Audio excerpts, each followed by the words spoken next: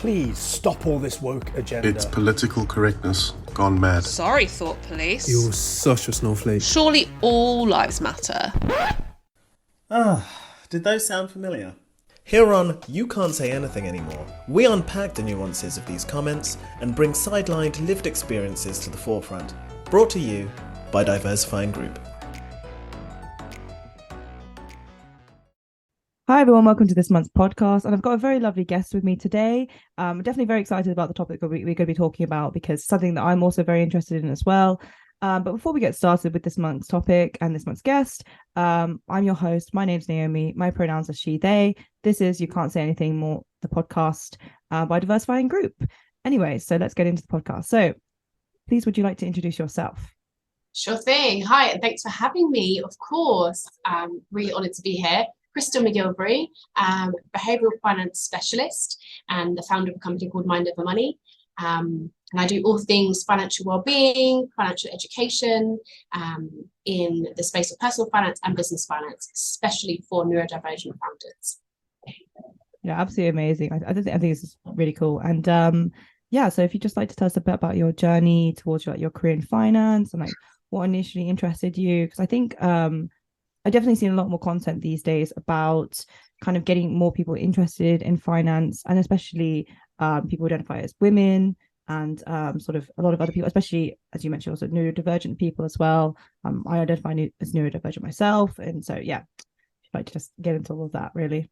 Yeah, sure. I mean, my journey into finance was kind of typical parents wanting me to get into it. So when I left school, I was like, Mum, I like drama and I like maths. Which should I pursue? Obviously, Mum told me to go ahead with maths. I just continued and, not really knowing what to do, if I'm honest. I just fell into accountancy. So I studied financial maths. And again, there wasn't enough people around me to kind of show me the different routes I could have taken. I thought about becoming an actuary. Looking back, I think I considered becoming an engineer. I stayed in STEM and became an accountant, and just kind of plodded along really, and just really eventually got quite aggressive and climbed the ladder. So got qualified quite quickly, and I think that's my competitive nature really wanting to just get to the top, really. I love that. Just, get to the top, get in there. Exactly. I guess I just wanted to ask a bit about kind of what that was like, or some of the challenges, because I imagine getting to the top is pretty difficult, especially you were saying about sort of when we've spoken beforehand, you've spoken about some of the challenges with being neurodivergent, all of that. So yeah, I just wanted to ask a bit about that. Yeah, sure. I mean, my studying life was not easy. So I think during my undergrad, I really struggled. I tried to quit in the third year, and then ended up coming back and doing that final year again and getting through and being absolutely fine, but it was difficult. I think I struggled kind of on the social side to connect with people, and just the way I learned. I think I was one of the few women in the class, mainly men, studying. What was we studying? Yeah, just financial maths and pure maths in there, and some difficult stuff, but it was interesting. And then I think when I got into working, so after I finished uni, and I decided to study my CIMA qualification, I always knew that I struggled with understanding financial concepts, but I pursued and I learned and I figured it out. But I did notice that when I communicated with other finance professionals, there was always almost like a delay, or I processed the information differently. And I was always aware of that. And it was like, okay, fine, that's just how I do it. So it'd often be the case that I'd have a conversation with somebody and we'd be talking about a certain concept. And I'm like, I don't know what you're talking about. And then eventually I'd be like, oh, you're talking about that. But what I now realize is that I processed that information differently. And that was a common occurrence. And it's only, recent years in my late 30s that I've realized that I'm dyslexic and I have ADHD. And I wonder if, my dyslexia has a large part to play in that. But I get lots of questions up until today. How do I have ADHD and dyslexia and I've pursued a career in finance? Because it's quite common that people with those, learning difficulties struggle with such things. But I think a large part of it is my motivation, I guess, mother being like, yes, do maths and finance. And as a young kid, that's, you live up to your parents' dreams, don't you? Well, some of us, or try to. So it was challenging in that sense. Yeah, I really hear that from you. That it sounds like definitely I'm sure a lot of people will be able to relate to this, even if they're not neurodivergent, but especially neurodivergent people, because that that's very similar to my story as well. Is I definitely struggled with kind of processing the information. And I know that's quite common for a lot of people with dyslexia. It's I think sometimes it's almost like you hear what they're saying, but it doesn't make any sense what they're actually saying. I don't know if you're relating to that at all. Yeah, I mean, there'll be times where I really get it. I'd be like, yeah, great stuff. And then I'll just lose it. On the finance side, it took me a minute to grasp certain concepts. And I think largely the way you find your own ways of learning. With the way I was raised, kind of there wasn't any option for me not to get it. I had to get it. So I found a way, or I forced myself to find a way to understand it in my own way. But that meant when, like I said, communicating with other people, it was slightly different. I got to the same answer, but I went a completely different route to get there.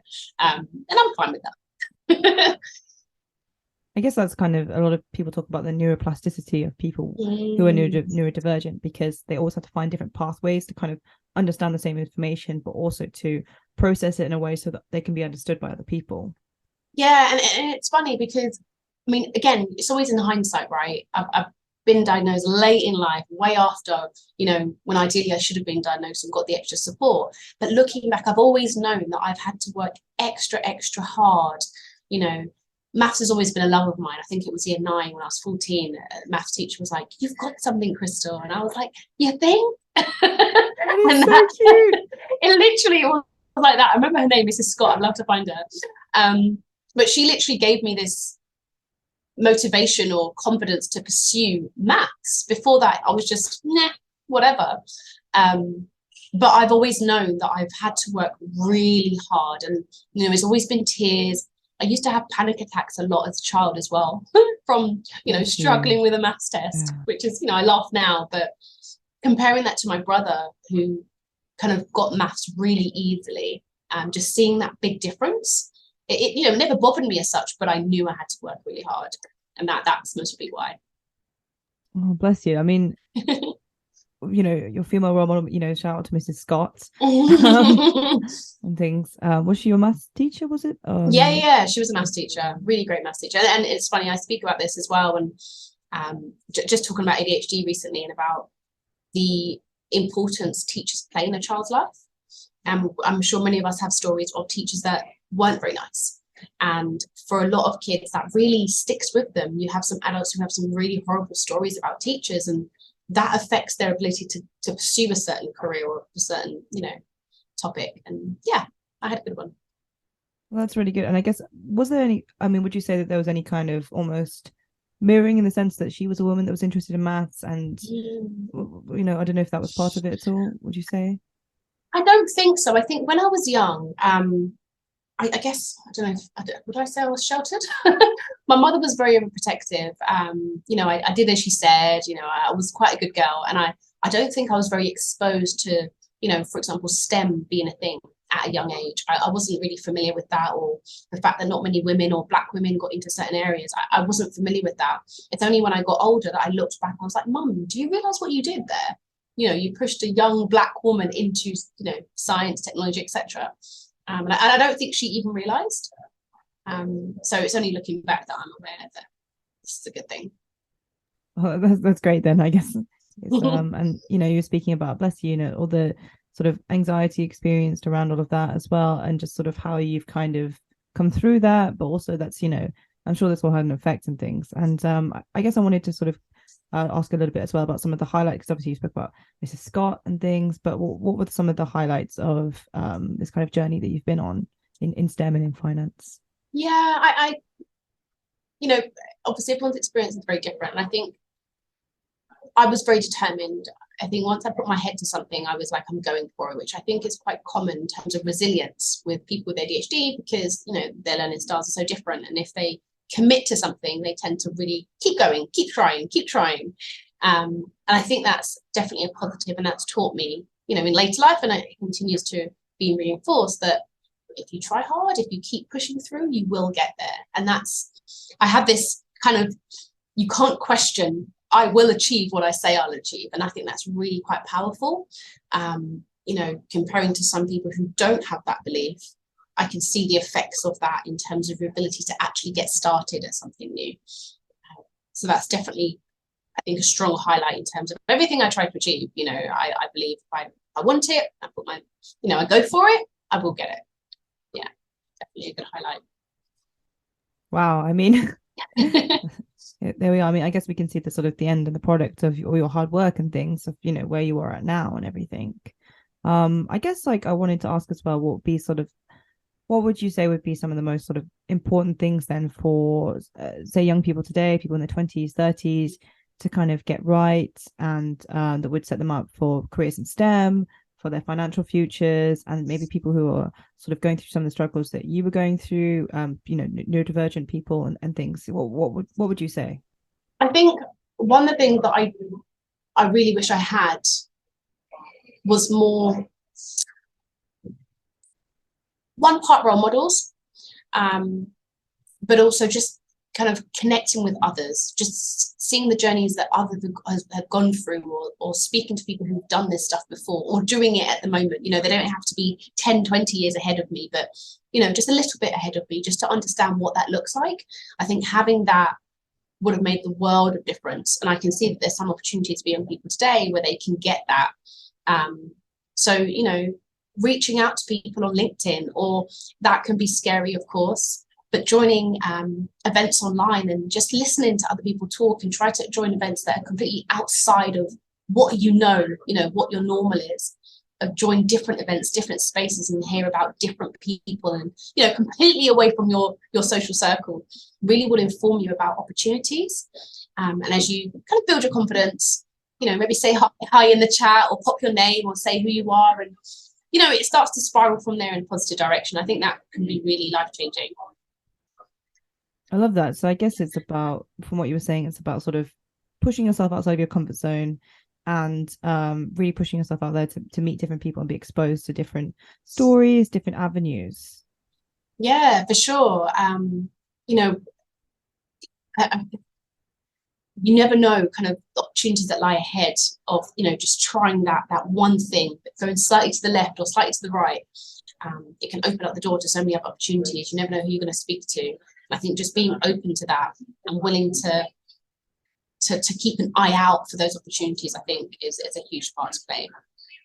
Has that ever happened? Like, do you have any sort of, I guess I'm just curious about if you had any kind of experiences like that, where something sort of led to something and then something came along a bit later? Yeah, I mean, I've had this in my mind to share, and I've got two, maybe one that is exactly what we're talking about, and one where I kind of created it myself, which is, so I was on ITV talking about buy now, pay later. I think it was this year, January. And that was off the back of me meeting a lady. I think it was at a property networking event, so totally unrelated to this space. Wow. And that was maybe 5 or so years ago. Oh wow, so yeah, really long time. Wow, long time ago. Definitely keep tabs on people then. Yeah, and I think it was a property event, but I know it was definitely pre-COVID, years and years ago. I don't actually remember meeting her, but then she just reached out to me on LinkedIn and told me about this opportunity, because she'd seen the way my career had gone and kind of what I was working in now, which is behavioural finance and psychology of money and decision making. And she was like, "You'd be great on ITV to come out buy now, pay later. It's timely. It's what we're talking about." And it's interesting there, because along that journey, she reached out to me and, went back to whoever to say, "Look, we found Krystle, she's great." And they actually were like, "Not sure if we want her, we might want somebody else." With a different type of experience, more kind of neuroscience. I see. And this is where I made the effort to make the opportunity a reality. I had been in my mind to write articles for a long time and just start writing. So I did. I wrote an article during that time, talking about behavioural finance, just to show my expertise, to show what I know, because otherwise people don't know, right? And off the back of that, they saw that article and was like, "Yeah, we definitely want you."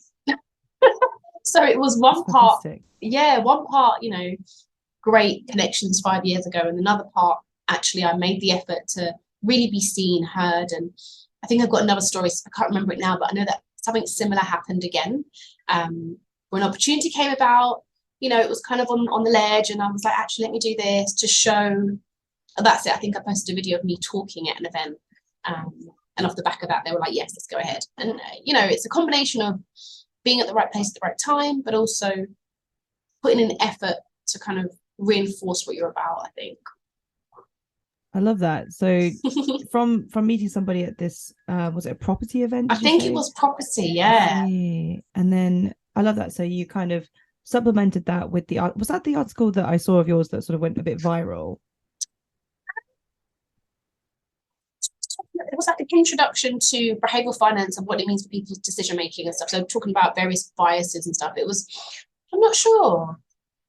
Yeah, I guess just for our listeners, actually, could you sort of outline a little bit about behavioral finance and sort of the psychology of money? Because I'm sure a lot of people, that's quite like a new term or maybe unfamiliar concepts. Yeah, of course. So behavioral finance is all about understanding the reasons for your financial decisions.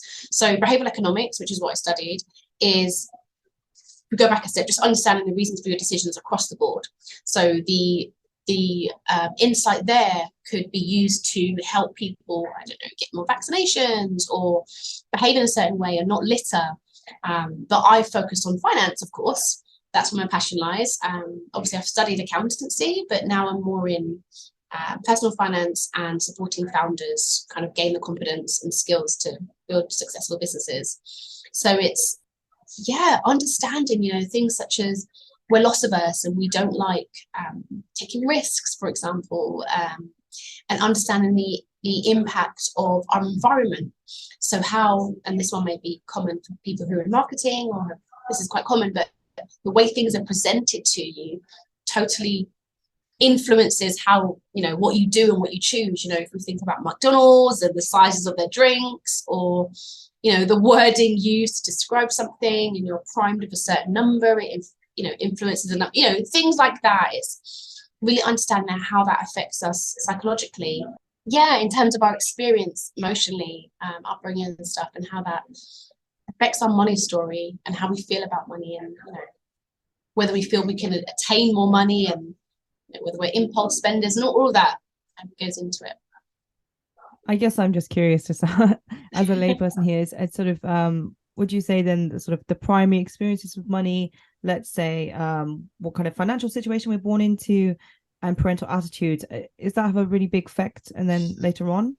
Yeah, for sure. I mean, and it's not a straight line, as in, if you were raised in poverty, you'll definitely go on to be a hoarder, or save. It's not necessarily directly connected in that way, but it does definitely influence you.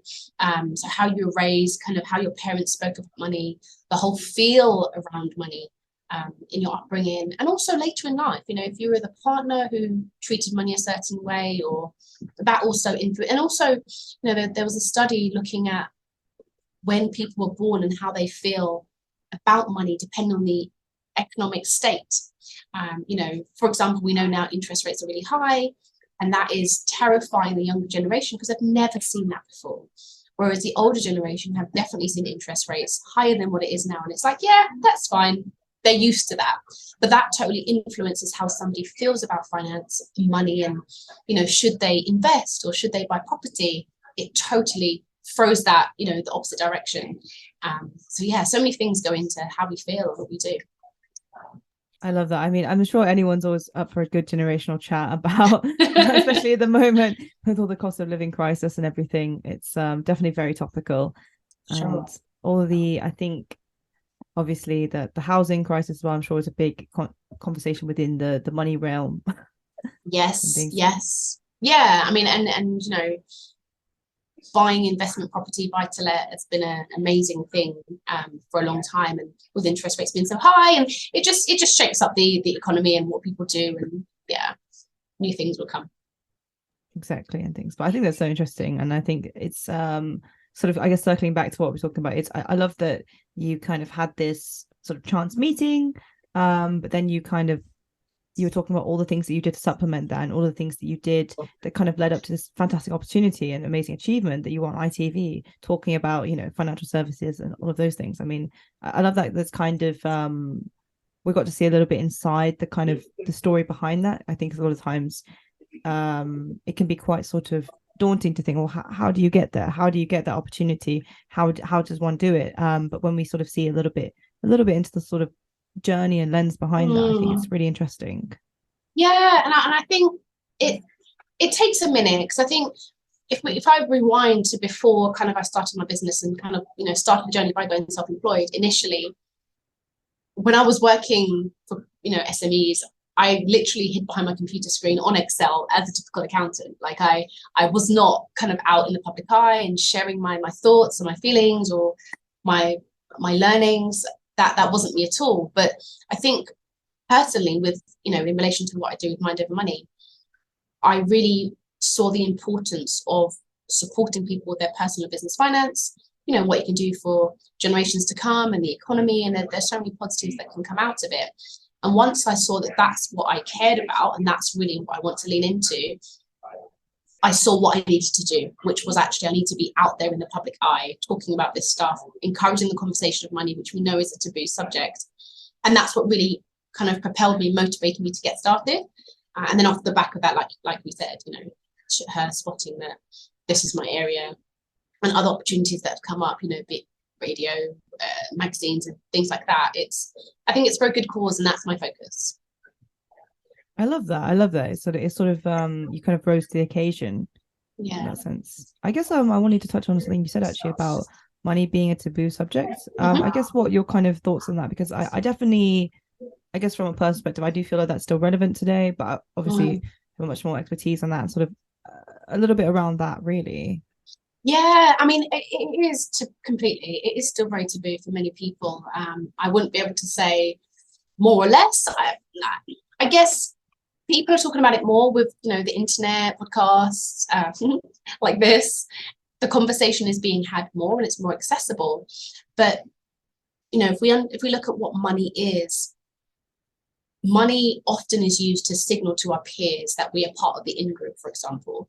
And a lot of us tend to present as if we are a certain way to be socially accepted. And for many, actually, the reality of their financial situation is not great. But we don't want to disclose that, especially if there's going to be a risk of, we're social beings. And there are many other reasons as well. We're not taught about finance. There's not a set, financial education. It's not compulsory within schools just yet. And obviously, if your parents aren't equipped with the skills to teach you about finance, obviously you're not going to get it at home. So there are so many spaces for us to not have the skills needed. And then also, which I think people often forget to include, is financial services and financial products are forever changing. Even finance experts themselves have to, okay, this is new. What's this? Let's go and learn. Let's figure out what's happening here. So for like you said, the general layman, it's they're not finance experts, and then things are changing as well. So it's a lot to catch up with. And, a really simple example is back in the day, we didn't have to worry about our pensions. That was all sorted by our employer. But now with the range of pensions you can get and, you can make the decision, but there isn't a set way to learn about pensions. You have to, so I think all of that kind of combined is what makes the topic of money and finance be so uncomfortable.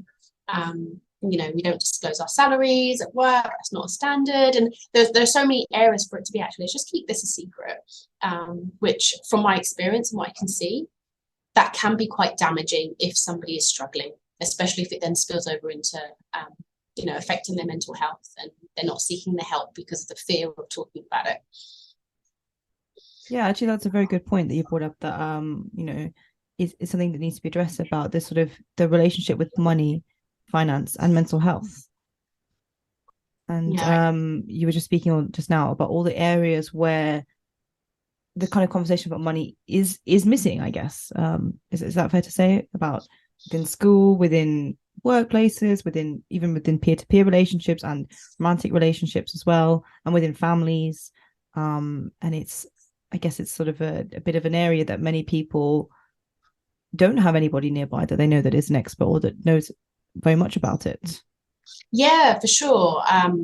On the mental side, we know that there's direct correlation. A lot of stress and worries are a result of money worries, specifically, and it also affects how somebody turns up at work, whether they're engaged, whether they're productive, whether they're actually present mentally at work.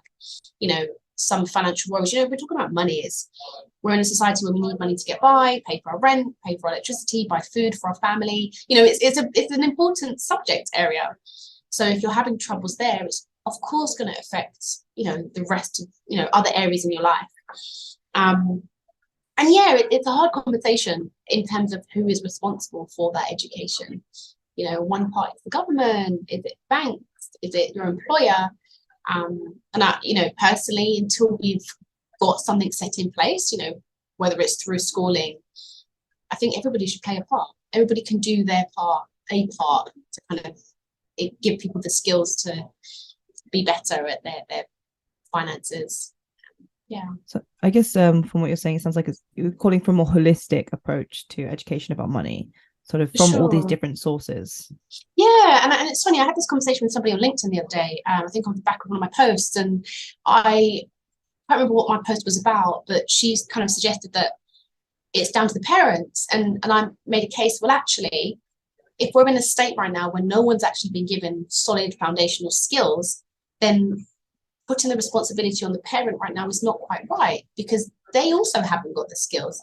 It might have to be a longer road journey, for the next generation who've been given that, do you see what I mean? Which is why I think right now it's a holistic approach, until we get something set in stone that future generations have that skill as a basis. I guess just sort of drawing information from different sources is always valuable anyway.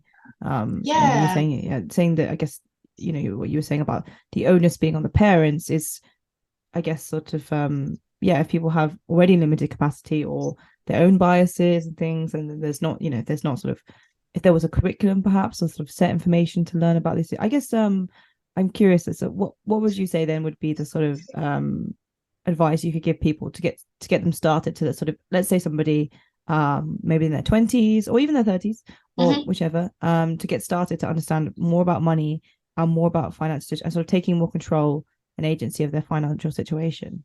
Yeah, I think agency, and it's a really important word that's popped up quite a lot, and I think that's really important. And I think, on the lowest level, start talking about it, and that can be really difficult. Talking to your peers or talking to family. I know in some cultures, talking to family is you don't talk about money. That's not the thing to do.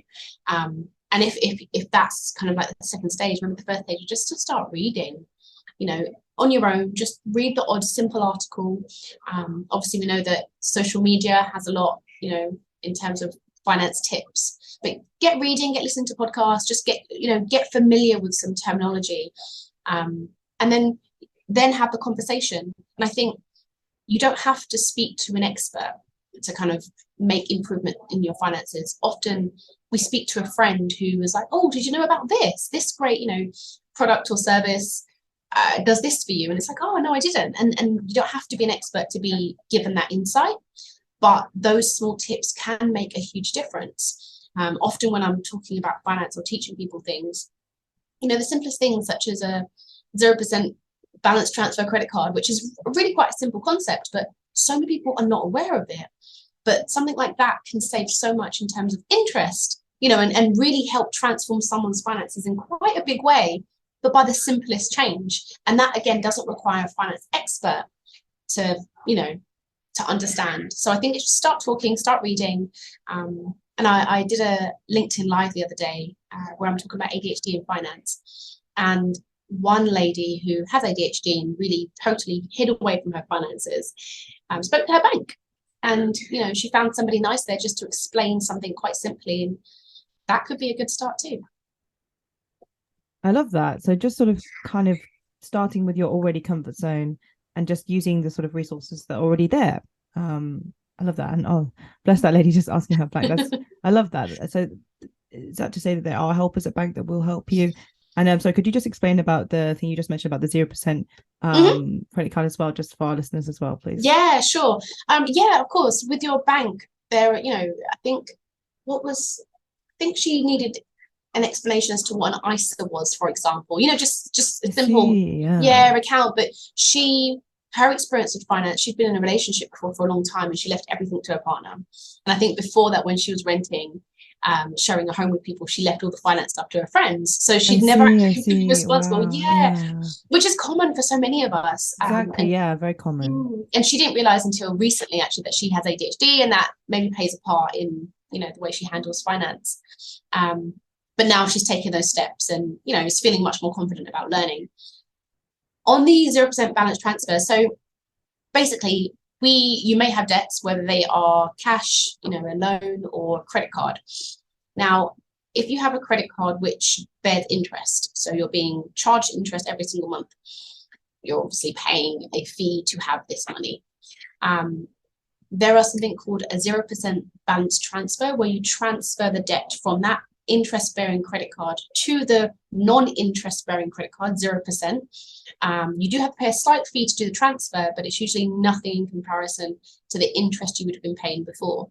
And usually that new credit card, you can have them for, I think, 3 to 5 years. I haven't checked recently as to the terms, but you're then able to spread that debt over a longer period to pay off. So you can pay off less money, likely, every month, and you're not paying interest. So it's a win-win situation. Every month, immediately, your expenses are much lower.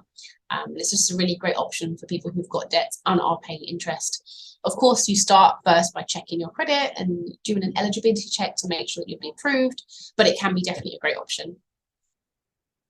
I love that. Thank you again for explaining that. That's all right. I didn't know about that either, so that's great and things. And I guess my question would be about sort of, you mentioned about this this person and how that, sort of their life story unfolded and things, and that they sort of discovered that they had ADHD afterwards. How would you say then being sort of neurodivergent might alter the story with finance a little differently? I guess I'm quite curious about that, actually. Yeah, I think so. There are so many different types of neurodivergent, right? With something like ADHD, you've got the hyperactivity, for example, or the impulse spending. Or I was speaking to somebody the other day who has autism, and we spoke about shutdowns, which means in terms of your finances, you're likely to neglect your finances. So if you had bills to pay or things to do, because you're going through a shutdown, you don't do any of that stuff.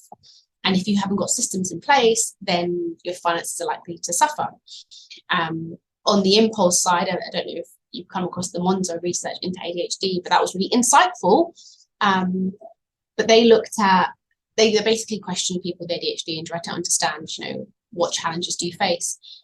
And of course, the findings came out along the lines of they tend to have more debt and tend to miss payments, which obviously affects your credit, which then has a snowball effect, because then when you go to get more credit, because your credit profile is not as attractive, you're charged higher interest. So it can be quite a bit of a snowball.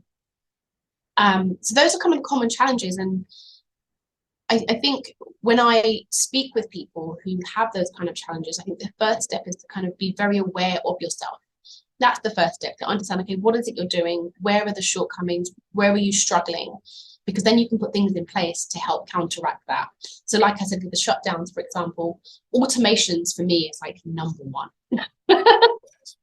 Have things set up so it just happens without your human involvement. Technology wonderfully has evolved that way, that you can do that with somewhat, everything. And then, as one example. I like that. So you just never see the money, poof, out your account, boom, just in and out. boom. Never touch that. Yeah, no, I like that and things. And I guess that's really interesting about the study that you mentioned as well. I guess obviously also is very individual as well, because it's all everyone experiences being neurodivergent very differently as well, and things, and all affected by like culture and family culture as well. And things, but I think that's really interesting about the sort of challenges there could be, because I think that's one of the conversations I feel that when people speak about finance, I think they kind of speak about as if everyone's in the same boat and if everyone has the same starting position. I don't know if that's just been my experience on social media and things, but I feel like it's, and I think that what you were saying about being very aware about your own challenges in your own situation and your own specific needs, I really liked that. Yeah, I think it's really key, because like you're saying, depending on who you're speaking to or who you're listening to, you might assume that, oh, this person's got their finances here, or, you know, they're at this level, and it can make you feel really excluded, for example, that you're not even there yet. And I, you know, my approach to finance education is it has to be tailored to you and where you are. Otherwise, it's not going to land. You're going to feel quite disconnected and not be in the right frame of mind to go about making those changes or be open to learning. So yeah, whenever I kind of work with somebody, especially one-on-one, it's okay, where are you right now? Where are you succeeding? Where are you not achieving the goals that you want to achieve? Or, you know, have you looked at what's realistic in terms of what you're doing right now, and really understanding the, you know, ins and outs of that, and then identifying, okay, where do I need extra support? And it is so different for everybody, because, you know, even down to 2 ADHD people, they don't have the same symptoms, they don't behave in the same way, or someone with a dyslexia, that, you know, it's completely different. I think that's the key part, just understanding you, and there's nothing wrong with you. It's just understanding your differences and what makes you amazing, and then just putting systems and making things work for you. I love that. I mean, I think that's just fantastic advice about sort of understanding yourself. And like you said, it's all very individual. I mean, for me, for example, I have dyslexia, but I've never really had a problem with reading. I think that's one of the things that if I tell people, usually they're like, oh, well, do you need help reading? But I've never really had a problem with reading. Lots of people would not be surprised here that it's more a problem about listening. So but yeah, I've always been a fairly average reader, just, you know, average to maybe a little bit fast in some ways, but you know, I think there's so much kind of, you know, I guess this is a sort of thing, but you know, about how that all impacts with the other parts as well, because I also have dyslexia as well and things, so all of those kind of come together. But I think that I love the idea that you were saying that it's about an individual approach and kind of really taking stock about where you are at the moment as well and things. And I'm guessing the goals. I guess I wanted to ask a little bit, can you tell us a bit more about your company, you know, Mind Over Money and all of that and things, and kind of how, I know obviously you've spoken a lot about how it started and things, but I guess just a bit more into about that. Yeah, I mean, it started, actually, I don't think I mentioned, when was it?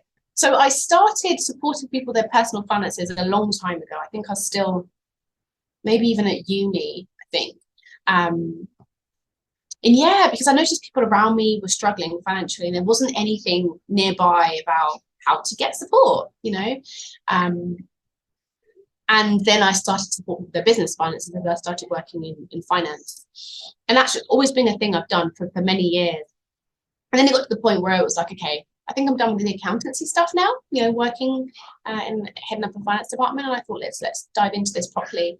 So now that's kind of the main area of focus. It's supporting initially organizations, providing financial well-being to their staff.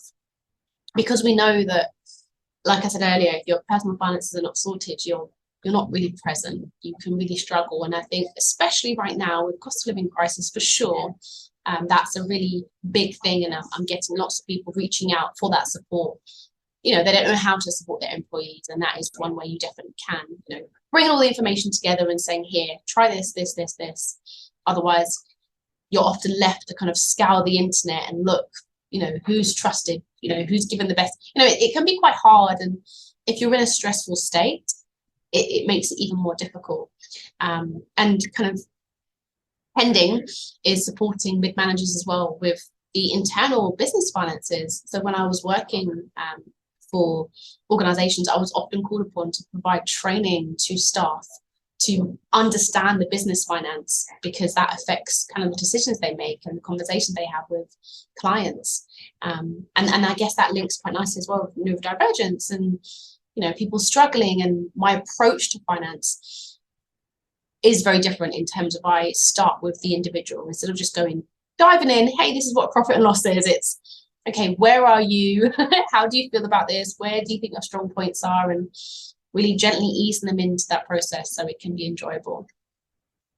I love that. You just start with, okay, where are you at the moment? Let's go from there. Because I think myself included, a lot of people, I'd be very overwhelmed if they were just like, right, so here is future gain and all of that and things. And I'd be completely confused. I guess I'm sort of curious as well, but you're saying about a lot of people reaching out to you at the moment because of the cost of living crisis. Obviously, dare I bring it up? And things, but I guess what's the kind of, what are the main kind of concerns that people are coming to you with at the moment, and sort of and all of that, really?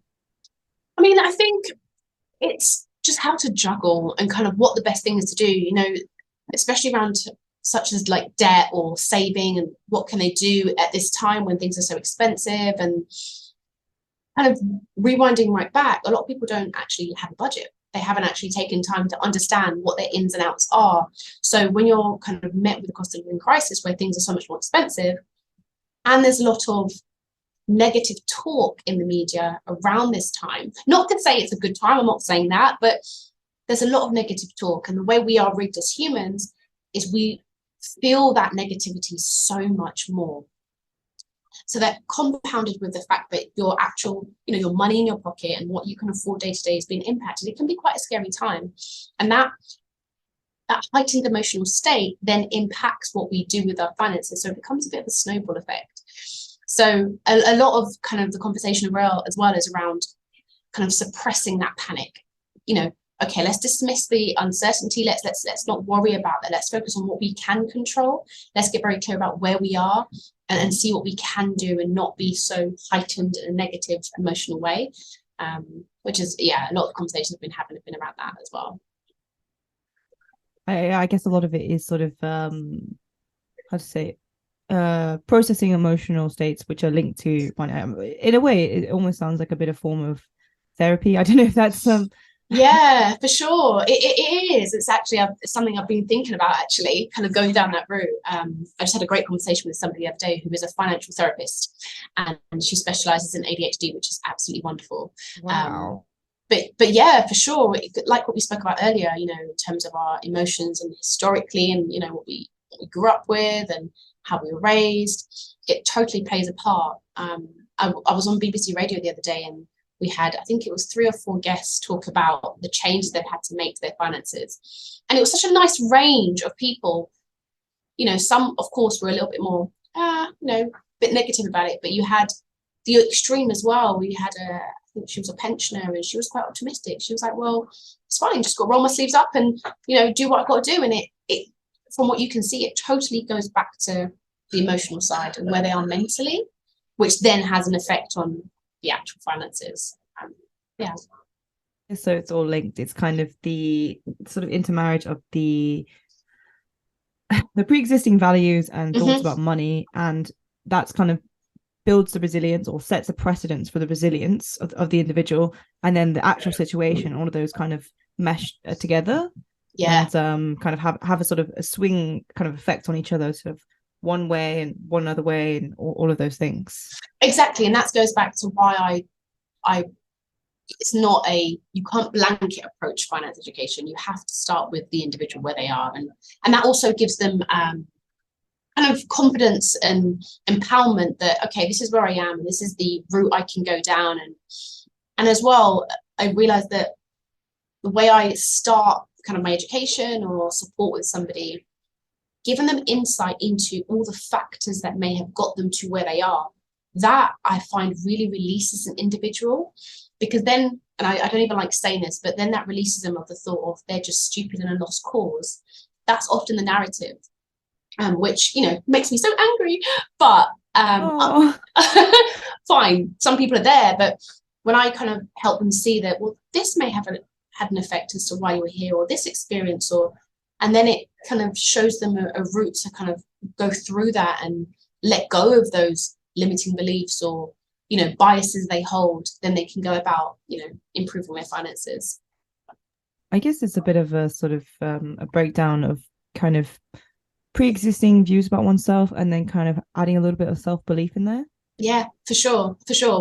One area that I talk about a lot is financial esteem and financial confidence, and that's, you know, believing that you are capable of getting your finances to a good state, and that's before even looking at numbers. That's just you believing and understanding that you being here is not a permanent state. It can change, and then the changes is huge. It's transformational. I love that. You're the finance fairy godmother. I like that. You shall go to the finance thing. I don't know. You shall go to the bank. I don't know. gonna think about that. I like that. Yeah. Finance fair. Maybe you could trademark that. You see. Yeah, maybe. Things. Okay. Yeah, I guess I just wanted to ask a little bit before we come to end is, what kind of advice would you give to others who are sort of wanting to start this career in finance? Or maybe start their own business, things, because we've spoken a lot about your journey, and I think it's absolutely amazing and things. So yeah, what kind of advice would you give to people? Yeah, I think this will kind of link back to the advice we spoke about earlier, and that's definitely trying to connect with people. Try to connect with people who are on the same level as you. They also may have different insights. Try to reach out to people who are a little bit, further down the road than you, and just kind of go to different events and hang around and hear conversations and get insight into, opportunities that exist or how things can be done. And ultimately just get started. We're going to make mistakes. I still make mistakes today, but yeah, for sure. But just dive in. Yeah. What would you say, I guess, for as well, for people that maybe a little tentative, a little nervous about being in a space, maybe they might be the only one, like potentially the only person of color, or the only sort of neurodivergent person, or the only queer person, for example. What would you say kind of around that? Yeah, good question. And I think the trick there is to find a community that you do connect with. So if that means if your employer, if you're working somewhere and you are the only Black person, which commonly was the case for me, which I didn't have at the time, it's, using other spaces such as Meetup, or check out events on Eventbrite or LinkedIn. There are lots of groups that you can join to be part of a community where you feel belonging. And then also you can have discussions and share experiences and learn about how to deal with certain things if you find them a challenge. And they might give you some guidance as to if you need to raise conversations with your boss, for example, or, and give you that support. That's one thing I wish I had, but I didn't. But obviously now, much older, I do. I think that's a large part. So you feel connected and not left out. I guess it could be very isolating as well. I think, and I think it's it's obviously very important that you are carrying this mantle for the next generation and things. But it's still obviously it sometimes can be hard to visualize that when using, as you said, that you didn't have that. And that kind of circle and things, and that kind of as you said, belonging in that sense when getting started with these things, because sometimes it can be so nerve-wracking and you think, oh, I don't know if I'm going to go into this because there's not anyone else that is like me. Yeah, and I think even me saying I didn't have it then, I didn't know I even wanted or needed it. I wasn't aware. I just knew that sure, I had some challenges at work and this was difficult, and okay, I just got to get on. But I think even if you don't know kind of what your challenge may be, or that you feel some kind of discomfort or something, or even if you don't feel that way, you're just getting on and you think that's how it should be, definitely reach out and have a connection to others, like I said, LinkedIn groups or meetup groups, or just connect with people. I think that's the key. Connection, that's what's going to save us all. Yeah, for sure. Human connection. I love that. So I think we're coming to the end of our podcast.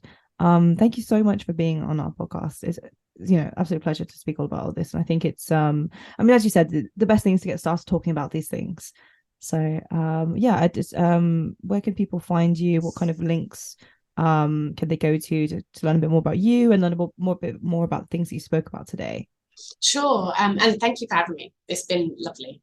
I am mainly on LinkedIn, so just my name, Krystle McGilvery. I do have a website, kind of almost like a CV at the moment.